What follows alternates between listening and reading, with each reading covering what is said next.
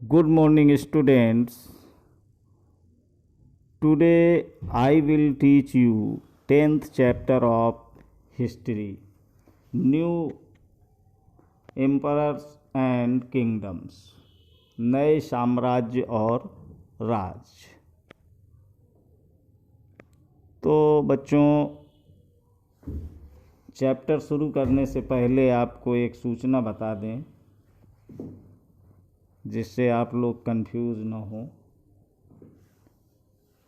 कि कोविड-19 के कारण आपका 35% करीब कोर्स रिड्यूस किया गया था। पहले भी हमने एक आध चैप्टर के बारे में आपको बताया था, जैसा उसी के कारण आपका ये 9वां और 8वां और 9वां ये दो चैप्टर रिमूव किए गए हैं, इसीलिए ये 10वां चैप्टर पढ़ा रहे हैं। ओके, समझ गए होंगे आप लोग। Arvind play a king. Arvind राजा बना। Arvind had been chosen to act as a king in the school play. Arvind अपने स्कूल में खेलने जाने वाले नाटक में राजा की भूमिका अदा करने के लिए चुना गया। He had expected to march solemnly in splendid robes to twirl his moustaches and wield the silver paper wrapped sword with gusto। कागज में उसने सोचा था कि वह शाही वेशभूषा में मूँछों पर ताव देते हुए और रुपहले कागज में लिपटी तलवार को शान से पकड़कर चहलकदमी करेगा। Imagine his surprise when he was told he would also have to sit and play a veena and recite poetry. A musician king who was that, he wondered। जरा सोचो उसे कितनी हैरानी हुई होगी जब उसे बताया गया कि उसे बैठकर वीणा भी बजानी होगी और कविता पाठ भी करना होगा। एक संगीतक राजा कौन हो सकता है, वह अरविंद सोचने लगा। तो बच्चों, आपने पढ़ा कि अरविंद अपने स्कूल में खेले जाने वाले नाटक में राजा की भूमिका अदा करने के लिए चुना गया और उसने सोचा ये था कि वह शाही वेशभूषा में मूँछों पर ताव देते हुए रुपहले कागज में लिपटी तलवार को शान से पकड़कर चहलकदमी करेगा। और जरा सोचो उसे कितनी हैरानी हुई होगी कि जब उसे बताया गया कि उसे बैठकर वीणा भी बजानी होगी और कविता पाठ भी करना होगा। एक संगीतज्ञ राजा कौन हो सकता है, वह अरविंद सोचने लगा। Prashastis and what they tell us. क्या बताती हैं प्रशस्तियाँ। Arvind was suppose to be acting as Samudragupta, a famous ruler of dynasty known as the Guptas. दरअसल अरविंद गुप्त वंश के प्रसिद्ध राजा समुद्रगुप्त की भूमिका अदा करने जा रहा था। We know about Samudragupta from a long inscription inscribed on the Ashokan pillar at Allahabad। Samudragupta के बारे में हमें इलाहाबाद में अशोक स्तंभ पर खुदे हुए या खुदे एक लंबे अभिलेख से पता चलता है। It was compose as a kavya by Harishena, who was a poet and a minister at the court of Samudragupta. इसकी रचना समुद्रगुप्त के दरबार में कवि व मंत्री रहे हरिसेन द्वारा एक काव्य के रूप में की गई थी। This inscription is of a special kind known as a prashasti, a Sanskrit word meaning in praise of, while prasastis were composed for some of the rulers who read about in chapter 9, such as Gautami Putra, Sri Satakarni, they become for more important for the time of the Guptas. तो यह एक विशेष किस्म का अभिलेख है और जिसे प्रशस्ति कहते हैं। यह एक संस्कृत शब्द है जिसका अर्थ होता है प्रशंसा, और प्रशस्ति लिखने का प्रचलन पहले भी था। अब वैसे हम लोगों ने नवा अध्याय तो नहीं पढ़ा, यानी 9th चैप्टर। जैसा 9th चैप्टर में दिया हुआ है कि गौतमी पुत्र श्री सतकर्णी की प्रशस्ति के बारे में, परंतु गुप्त काल में इनका महत्व और बढ़ गया। समुद्रगुप्त प्रशस्ति, समुद्रगुप्त की प्रशस्ति। लेट अस सी व्हाट समुद्रगुप्ता's प्रशस्ति टेल्स अस। आओ देखें समुद्रगुप्त की प्रशस्ति हमें क्या बताती है। The poet praised the king in glowing terms as a warrior, as a king who won victories in battle, who was learned and the best of poets। कवि ने इसमें राजा की एक योद्धा, युद्धों को जीतने वाले राजा, विद्वान तथा एक उत्कृष्ट कवि के रूप में भरपूर प्रशंसा की है। He is also described as equal to the gods। यहाँ तक कि उसे ईश्वर के बराबर बताया गया है। The प्रशस्ति was composed in very long sentences। Here is part of one such sentence। प्रशस्ति में लंबे लंबे वाक्य दिए गए हैं और यहाँ वैसे ही एक वाक्य का अंश दिया गया है। समुद्रगुप्त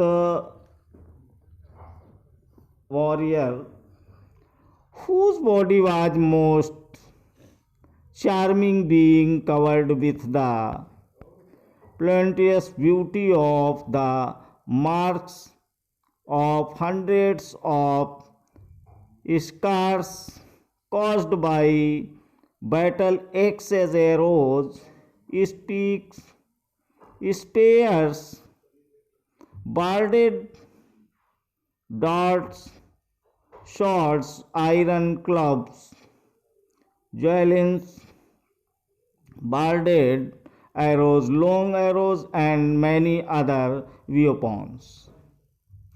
जिनका शरीर युद्ध मैदान में कुठारों, कुल्हाड़ियों, तीरों, भालों, बर्छी तलवारों, लोहे की गदाओं,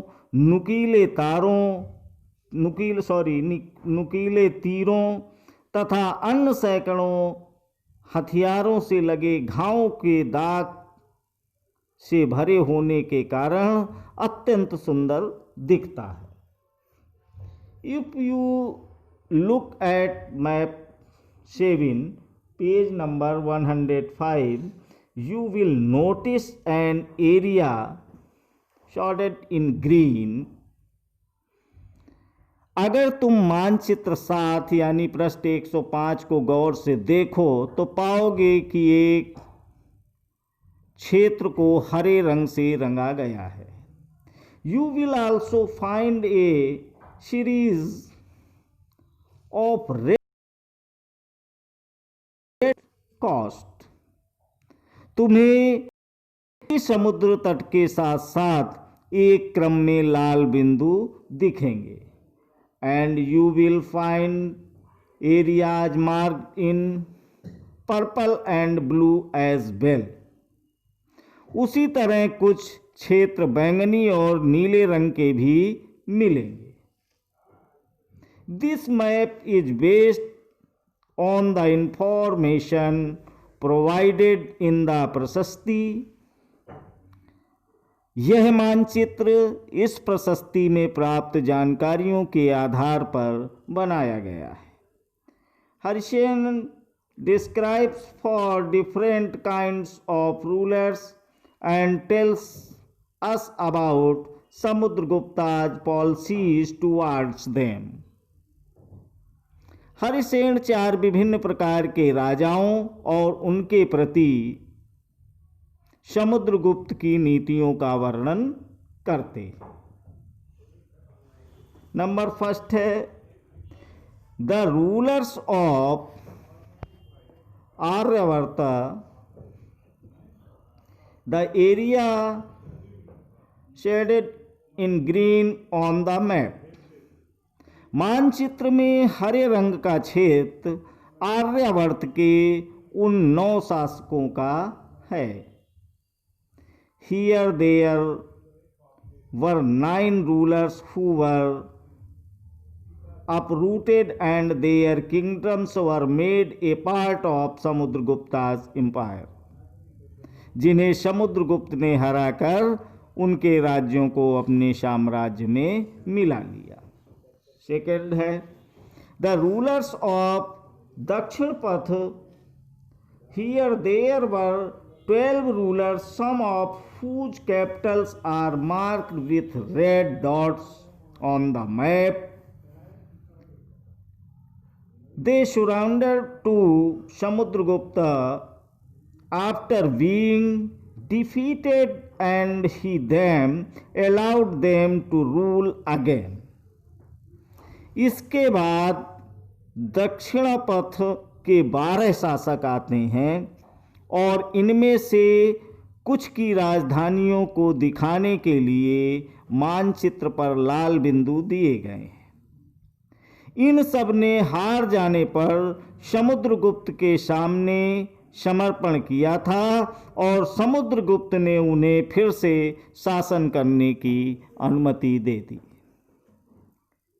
थर्ड देखिए the inner circle of neighbouring state including Assam, coastal Bengal, Nepal and a number of Ganasanghas, remember chapter 5, in the northwest marked in purple on the map.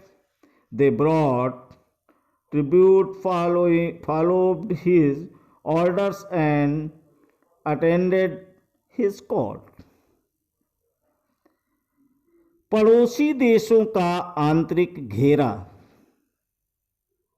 बैंगनी रंग से रंगा गया है। इसमें असम तटीय बंगाल, नेपाल और उत्तर पश्चिम के कई गढ़ या संघ आते थे। ये समुद्र के गुप्त के लिए उपहार लाते थे उनकी आज्ञाओं का पालन करते थे तथा उनके दरबार में उपस्थित हुआ करते थे। Number 4, the rulers of the outlying areas marked in blue on the map, perhaps the descendant of the Kushans and Shaks and the rulers of Sri Lanka who submitted to him and offered daughters in marriage। बाह इलाके के शासक जिन्हें नीले रंग से रंगा गया है संभवतः कुषाण तथा शक वंश के थे। इनमें श्रीलंका के शासक भी थे। इन्होंने समुद्रगुप्त की अधीनता स्वीकार की और अपनी पुत्रियों का विवाह उससे किया।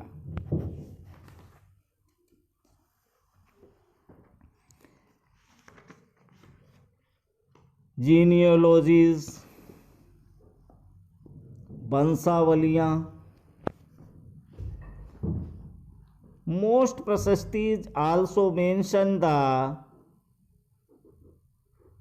Ancestors of the rulers. अधिकांश प्रशस्तियाँ शासकों के पूर्वजों के बारे में भी बताती हैं। This one mention Samudragupta's great grandfather,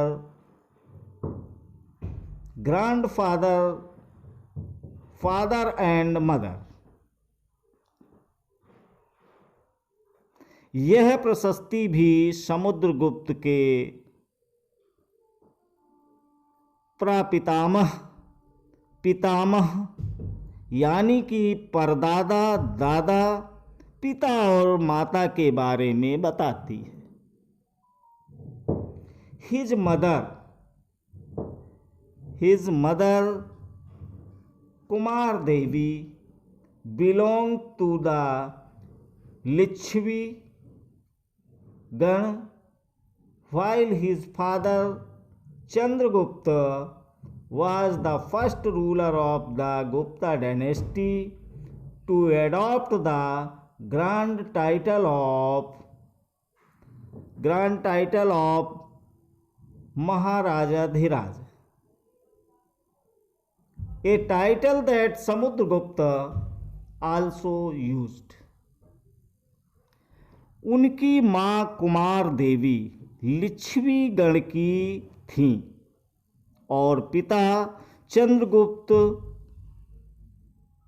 गुप्त वंश के पहले शासक थे जिन्होंने महाराजाधिराज जैसी बड़ी उपाधि धारण की। His great mentioned simply as maharaja. उनके दादा और परदादा का महाराजा के रूप में ही उल्लेख है।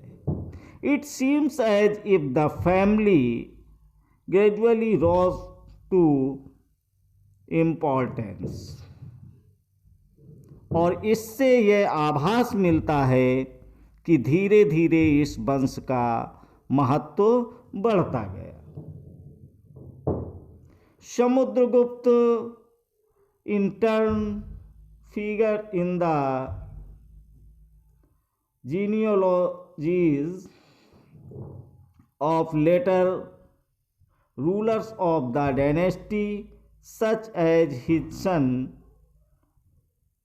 Chandragupta II। चंद्रगुप्त द्वितीय की वंशावली यानी पूर्वजों की सूची से जानकारी मिलती है। We know about him from inscription and coins।